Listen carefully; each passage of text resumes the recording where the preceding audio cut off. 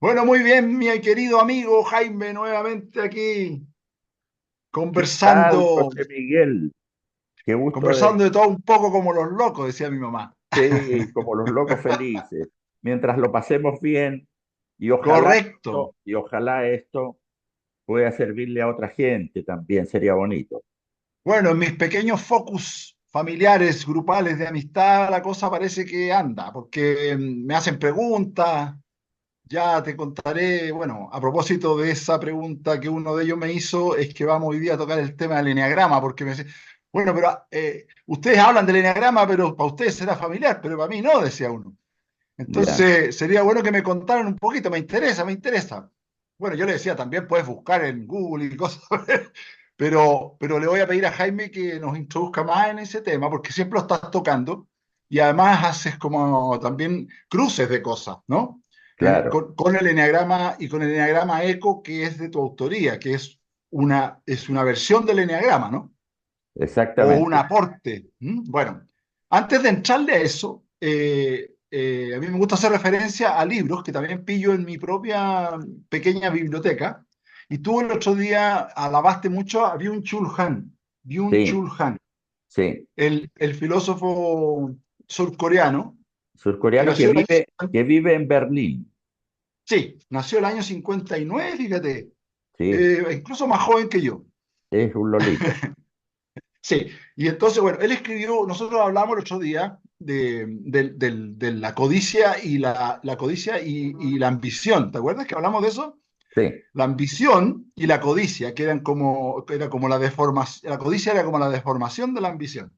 Y él escribió un libro sobre ese tema, fíjate, se llama Capitalismo y pulsión de muerte, haciendo también su pequeña referencia a Freud, ¿ah? Con la pulsión de muerte.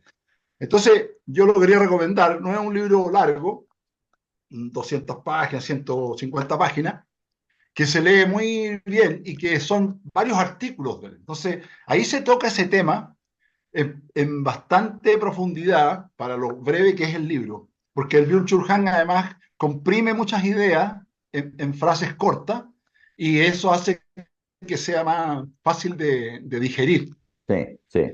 Así que re- recomendado, Mira, recomendado.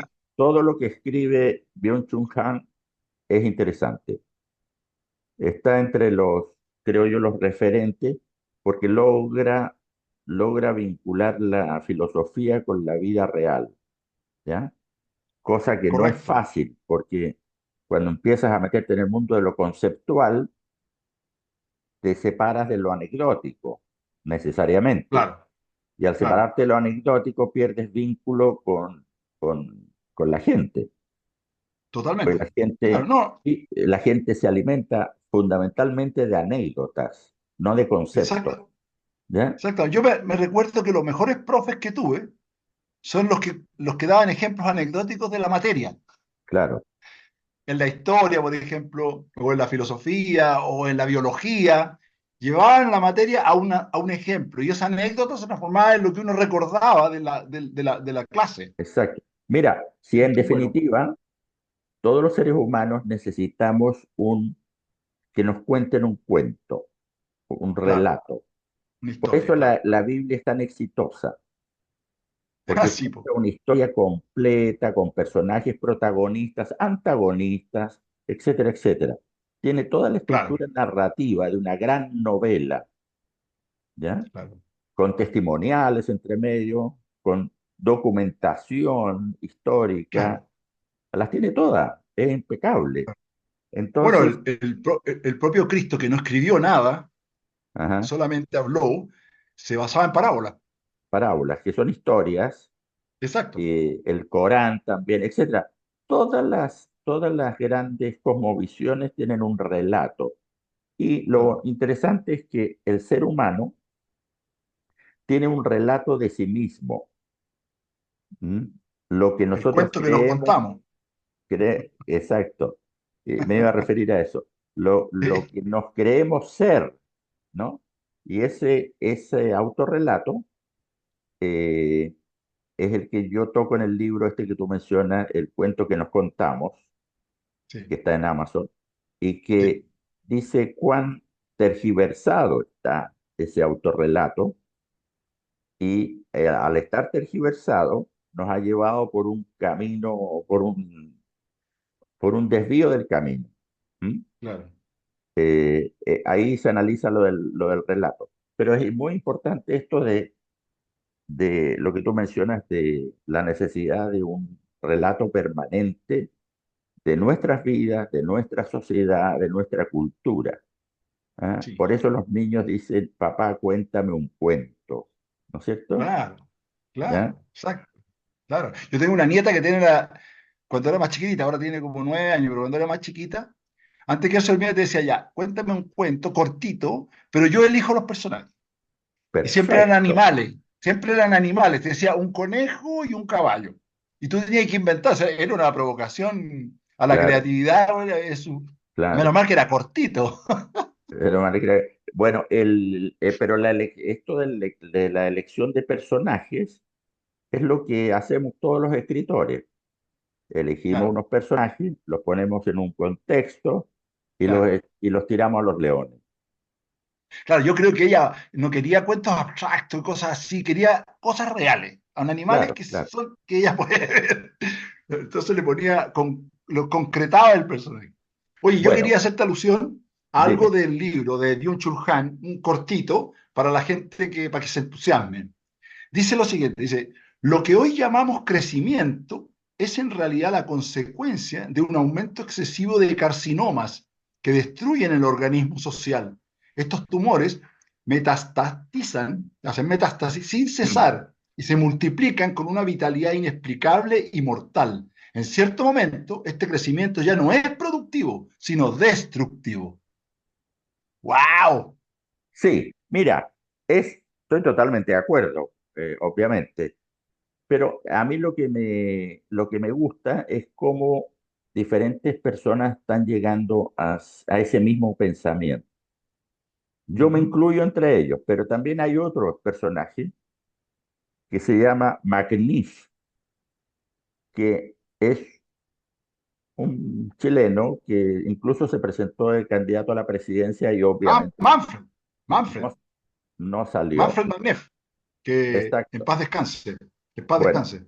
él hablaba de la energía necesaria justa para el desarrollo, Claro, sabiendo que todos los cuerpos pueden crecer hasta un cierto límite, porque si no, revientan o empiezan a hacer tumores. ¿Ya? Es que es lo mismo que está diciendo Byung-Chul Han, claro, ¿no? con otras palabras, exacto. Eh, entonces habla de que el énfasis moderno para una sociedad es preocuparse no del crecimiento, sino del desarrollo. Correcto, que se O sea, llega confunden un muchas veces. momento en que, por ejemplo, un adolescente termina de crecer, ya no crece más, no crece en estatura ni en el tamaño de la cabeza, nada, pero sí se desarrolla como ser humano hasta el último día de su vida. ¿Te fijas? Entonces, Ujú. interesante el concepto, la diferencia entre desarrollo y crecimiento, porque Total, desafortunadamente las políticas economicistas que apuntan hacia el crecimiento, se les olvida esta palabra del desarrollo. ¿M? Y claro, ponen solo el claro, foco en el crecimiento, pero es un crecimiento a costa del no desarrollo de otros. exacto. ¿Ya? Bueno, exacto. La desigualdad, por ejemplo, en un país que se desarrolle o un país que crezca a determinadas tasas aceptables de crecimiento y que genere una desigualdad monstruosa, no es desarrollo. No, es Eso es solo lo que pasa en crecimiento. Chile.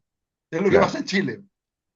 Bueno, no pongamos tantos ejemplos locales porque nos vamos a abrumar. Ya.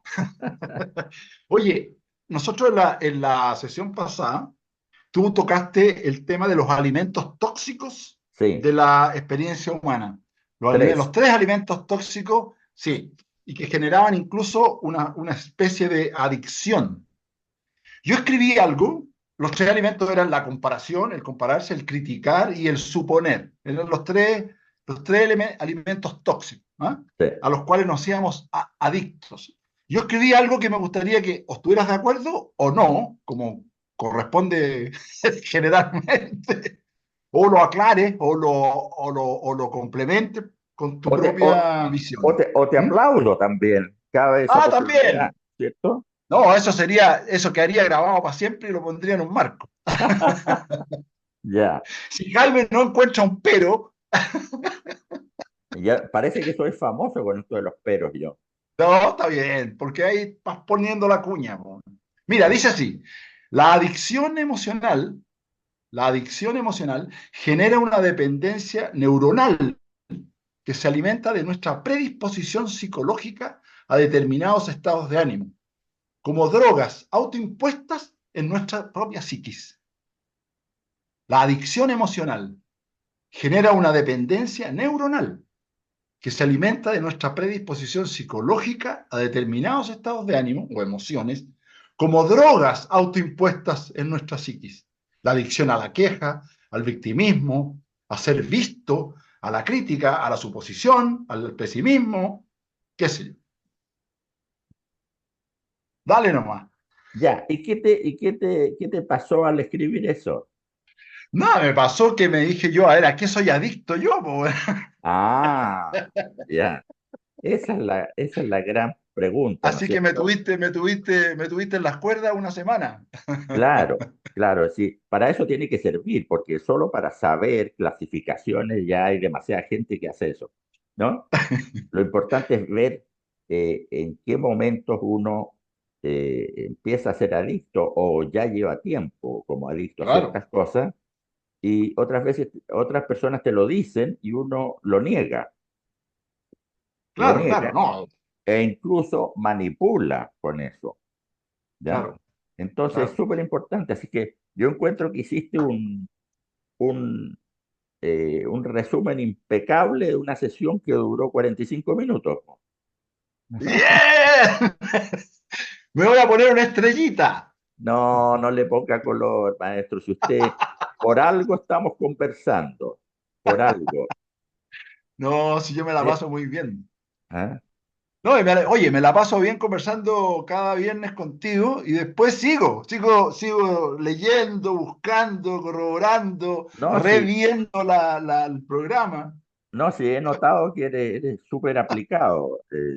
No sé, pero yo lo encuentro como intencionado, como motivado. Claro. Y eso que fíjate que yo estaba revisando algunas cosas, de repente nos saltamos de un tema a otro, de Por repente supuesto. hay muchos temas que han quedado a medio camino también, También, claro. pero el objetivo de esto no es hacer clases sobre Claro, esto, porque para eso claro, mejor que se inscriban en un taller o en una certificación, etcétera. Eso es claro. otra vía. Aquí es como para empezar a abrir alguna ventanita en otra dirección de lo habitual en las personas Sí, y generar la curiosidad, diría yo. correcto.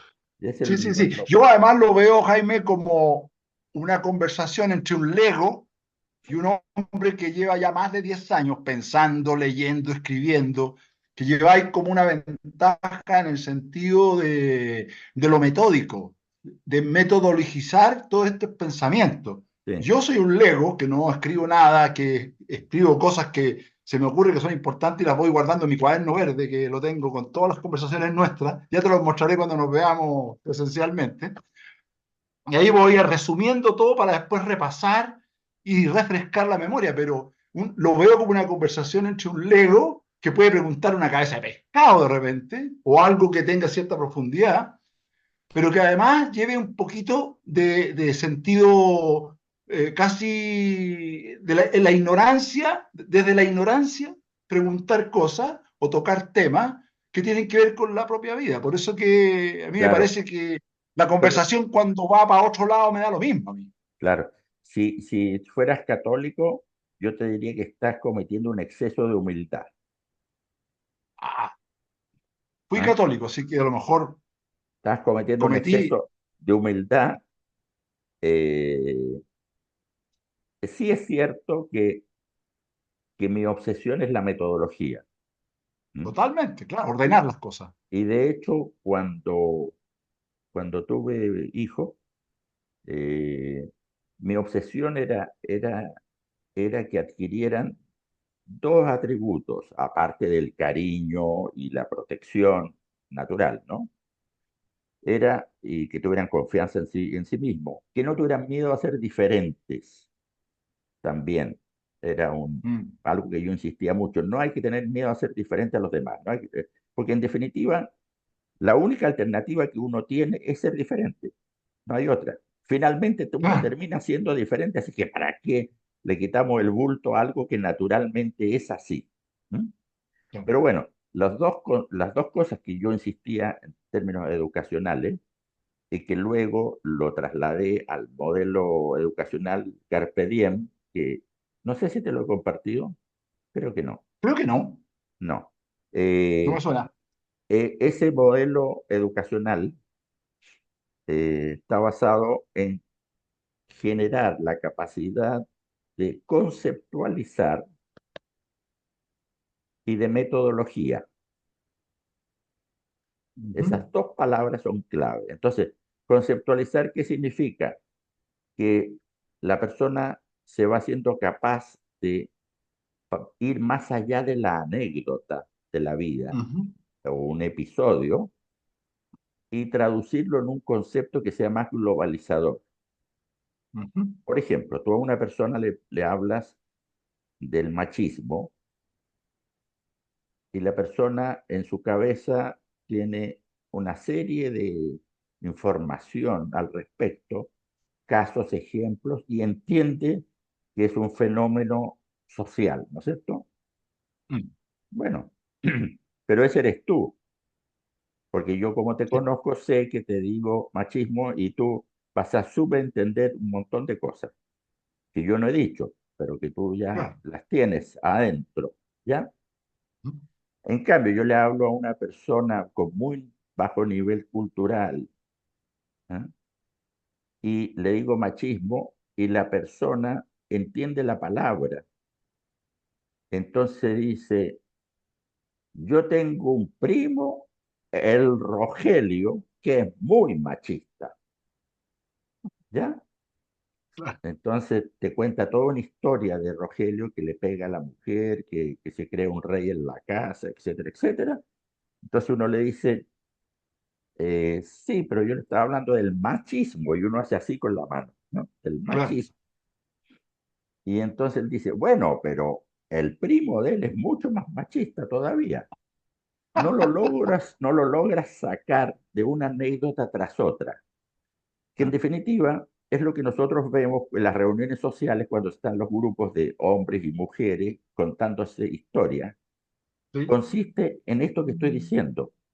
Hay cero conceptualización, es una anécdota tras otra en las sí, cuales cada uno intenta ser más astuto, inteligente y divertido que el otro. Y esas son las sí, reuniones sociales. Entonces, cuando uno ya conoce esa mecánica, ya te empieza a aburrir un poquito, ¿ya? Porque sí, que lata entrar en esa dinámica.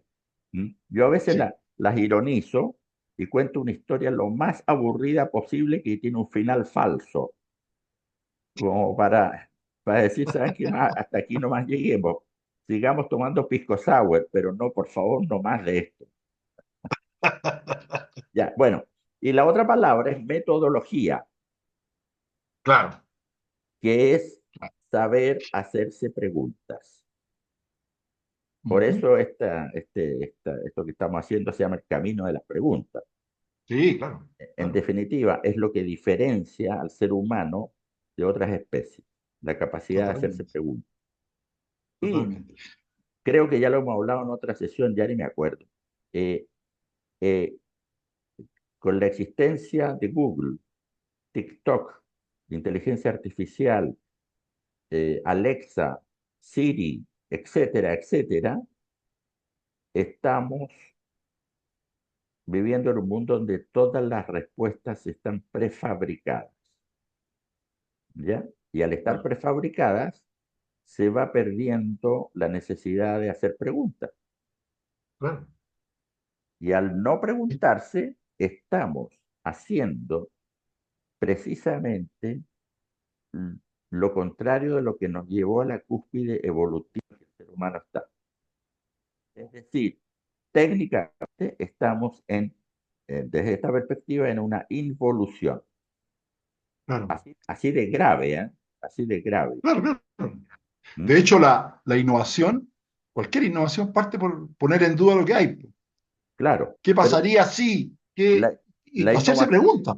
la innovación está quedando constreñida fundamentalmente al área tecnológica, que es donde el ser humano más se luce, Claro, ¿eh? Es donde ha tenido más éxitos sí, en la fabricación de herramientas. ¿Mm? claro. Las Pero extensiones. en el plano de la filosofía, de la política, del arte, etcétera, las, las, las preguntas se han ido bajando. Apagando, claro. Yo me acuerdo de la época de colegio, sin redes sociales, sin inteligencia artificial y eso, hartos tiempo atrás, 60 años atrás, eh, el colegio lo que cultivaba eran las respuestas también. O sea, tú tenías que escuchar al profe que te hablaba de por ejemplo, historia de Chile o del mundo, anotar eso que él explicó en la pizarra, anotarlo en tu cuaderno, porque después de ahí tenías que leerlo para aprendértelo y contestar la prueba. Eran 3 pasos: pizarra, cuaderno, prueba. Pero todo era responder, no preguntar. O sea, el profe de historia, por ejemplo, que estaba hablando de la batalla de Waterloo, no preguntaba qué opciones tuvo, qué opciones tenía Napoleón, weón, o qué cosa estaba en disputa, no sé, qué camino pudo haber tomado Arturo Prat, weón, de no saltar al Claro. Huáscaro, qué situación nueva pudo haber encontrado, qué solución nueva, o qué propuesta nueva. No, era aprenderse la fecha, aprenderse los nombres de los barcos, aprenderse el lugar, aprenderse la hora en que falleció, y exactamente lo que hizo, y eso repetirlo, repetirlo, Bueno, repetirlo, repetirlo. esa es la concepción sobre la educación que se desencadenó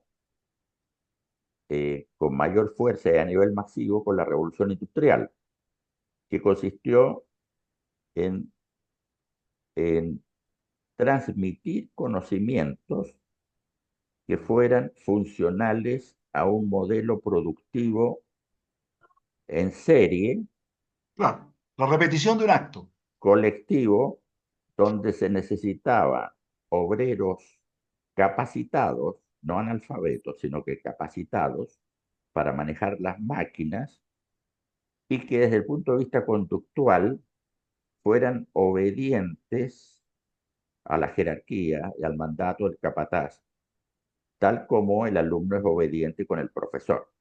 Entonces, desde Sí, allí se formaba esta disciplina de ser claro, educados, obedientes, sumisos, porque los huelguistas eh, les iba pésimo, ¿cierto? claro, Y en el colegio no había huelguistas, porque era claro. imposible ser, porque te aislaban del grupo.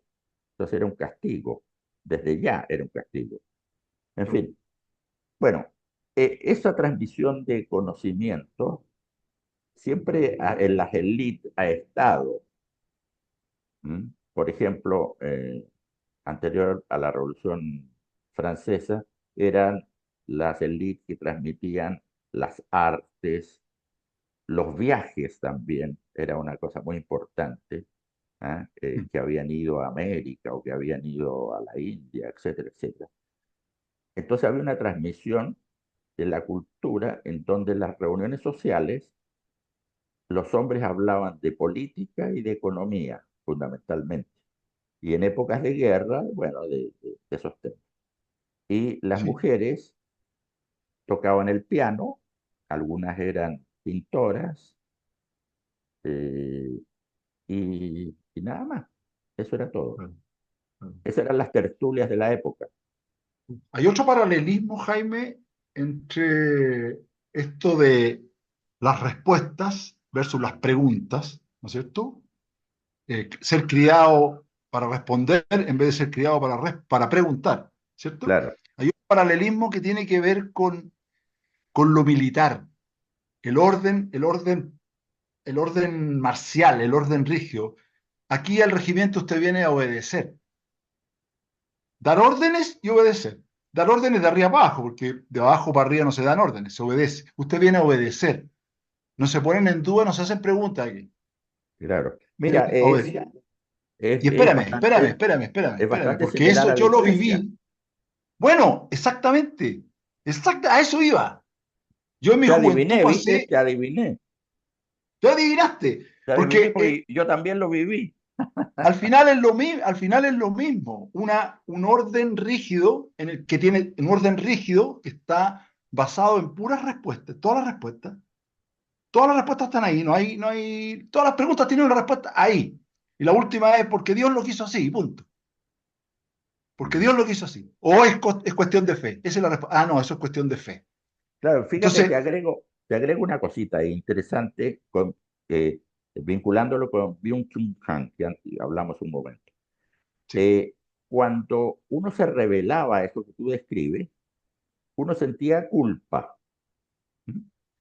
Sentía culpa claro, uno estaba mal, de estar transgrediendo algo, ¿no? te estabas extraviando. Exacto. Oye, vamos a tener que hablar en la siguiente sesión del eneagrama porque ahora Sí, nos quedan 10 minutos solamente. pero está muy bueno, Sí, sí, Jaime. sigamos. Bueno, uno sentía culpa, ¿ya? Sí, Y, y a su vez culpaba al otro de ser un autoritario o un tirano, etcétera. claro. Tenía un enemigo, ¿ya? Cuando la gente se politizaba, bueno, el enemigo era o el Estado o los empresarios o quien sea, pero era un otro. Bueno, Byung-Chul Han, a mí lo que me encantó y que incluí un texto literal en mi novela Operación Crisálida, Ya, en el año 2018 yo ya era adicto a este filósofo, buena, ¿ya? buena. Eh, que en el día de hoy ya no tienes un enemigo externo, sino que lo patético es que eres tu propio enemigo. Correcto. Es decir, Claro. cuando el sistema económico, ideológico, te ha convencido, nos ha convencido de que si tú fracasas, es culpa tuya, no del sistema. Claro. Entonces yo ya no tengo ganas de luchar contra el sistema. Yo lo que sí es, la única alternativa que tengo es esforzarme más. Y con eso retroalimento la máquina productiva. ¿Entiendes? Claro. Entonces Bueno, encuentro yo esa idea absolutamente genial, coincido, e incluso la he ido desarrollando un poco más con mis aportes, sí, porque creo que el no identificar al enemigo externo, no porque haya que tener un enemigo, sino que es al igual que es lo que yo siempre afirmo con las utopías no son para vivirlas, son para tenerlas como un faro en el horizonte para caminar hacia ella.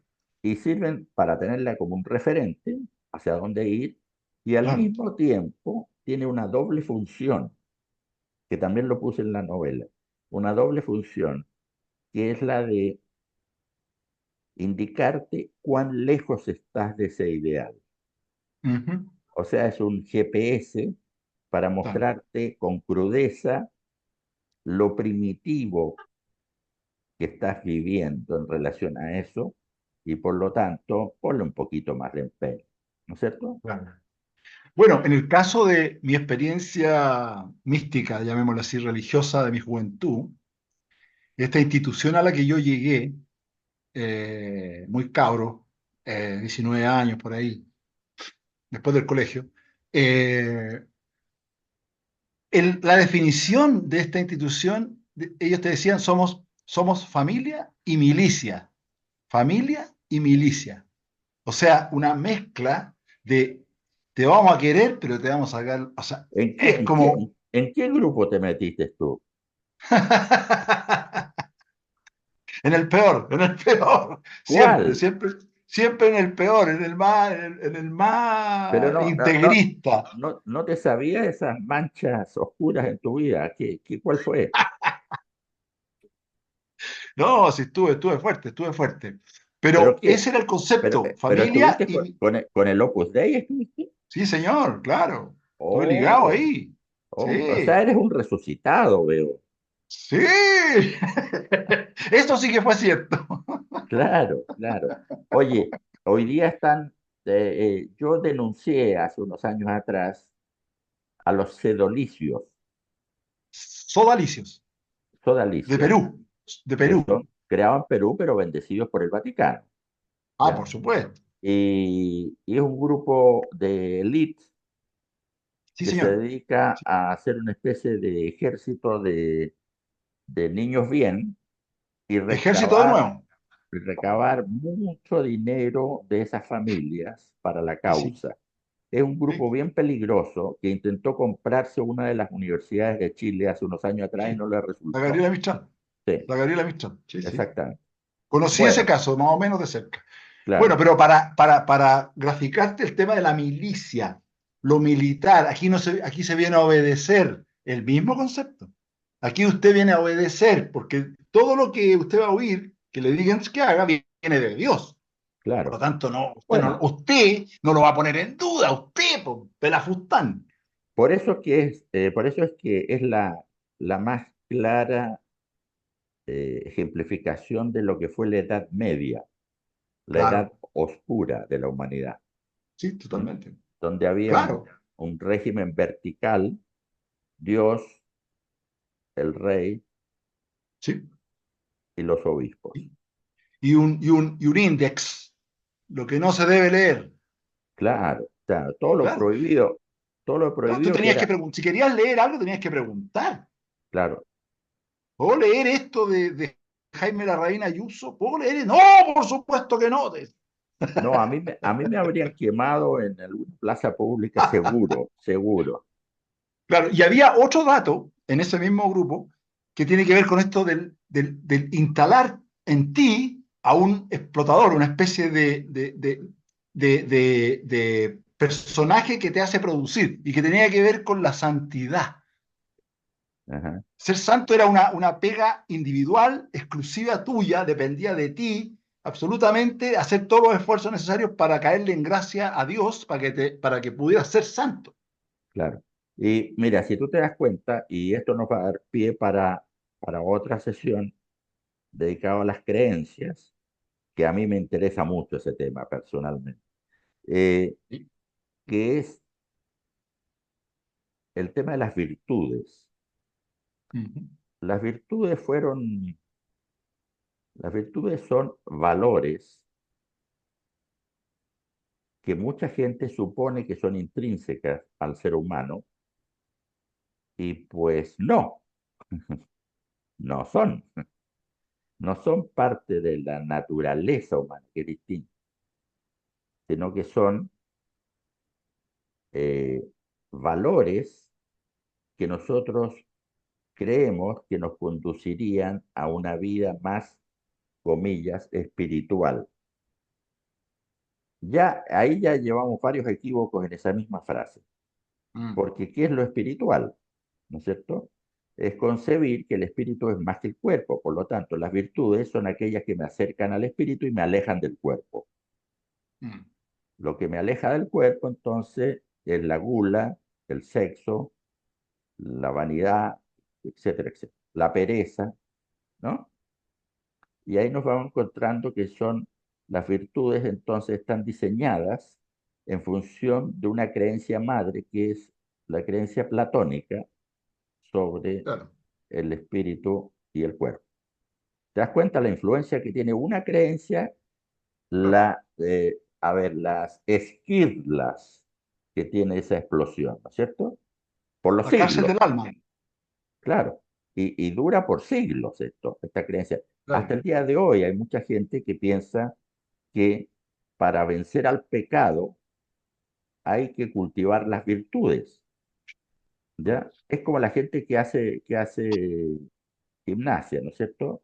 Piensa que haciendo gimnasia van a ser más bellos y más guapos y más delgados y esbeltos. Y No era resulta cierto que, eso. ah, No era sí, cierto eso. y resulta que ayuda, pero no es la causa. La causa es que claro. está comiendo mucho el hombre, ¿no? ¿Te fijas? Bueno, entonces, el tema de las virtudes es un tema profundamente que proviene de las religiones, no proviene de nuestra naturaleza, ¿no? Claro, Entonces, ahí en el texto que te mandé del espejismo de las creencias, hago esta sí, distinción entre valores y virtudes, sí, que no es lo mismo. Entonces, hay que perfecto. poner en revisión esas virtudes para saber primero si son, si son reales, son posibles, ¿no es cierto? O qué es lo que esconden. Porque Claro. si revisamos, por ejemplo, la generosidad, que es una virtud, ¿no? Mm, Supuestamente, del ser humano, la revisamos en el eneatipo 2 ya para meternos en el eneagrama. Eh, Resulta que no, es una generosidad que no es tan generosidad como uno creería, sino claro, que es una gran necesidad